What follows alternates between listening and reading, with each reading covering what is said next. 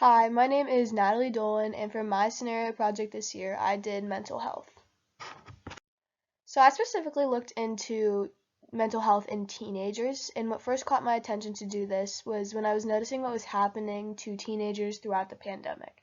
I noticed that there was very little happiness or positivity and a lot of symptoms of like depression and anxiety. And I wouldn't have been as concerned with this if it had like stopped or slowed down as the pandemic was being controlled. However, that didn't really happen. It actually rose, like the numbers in depression and anxiety rose if like more than anything. So that's when I started looking into this as my scenario project. So the first thing I wanted to look at some statistics. So the graph on the left, the one with like the purple, red, and yellow bars, is actually throughout the pandemic. So you can see that numbers rose greatly from like 2019 to 2020. And then the graph on the right actually is also pretty interesting because from the year 2006 to 2018, the numbers rose, they almost doubled themselves. And what's interesting about the graph on the right is that the darker red is who people who have experienced a depressive episode, and then that's the darker red bars, and then the lighter, like pinkish colored bars are who's received treatment for that depressive episode or stuff like that. So it's interesting to see who's actually experiencing it and how many people are actually getting help.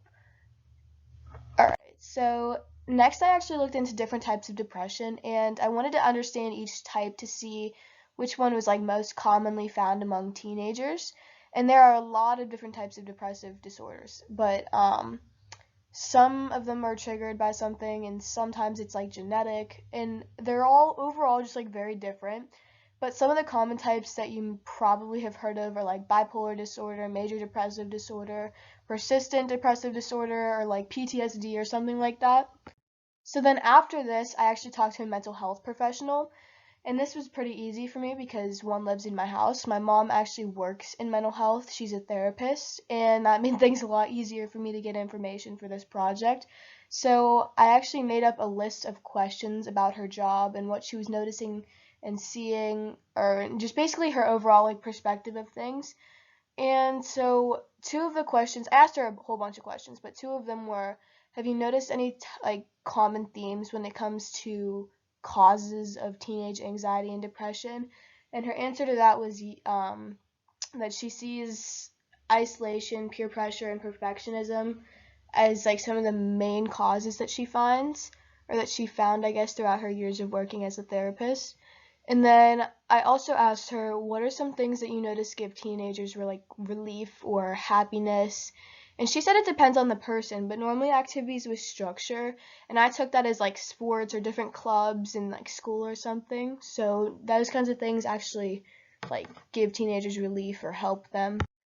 And so at the beginning of my project, I actually planned to do a fundraiser and sell bracelets and then donate the money to an organization that supported mental health or like suicide awareness or something like that. However, I wasn't able to do that because I didn't have the time outside of school to get it done.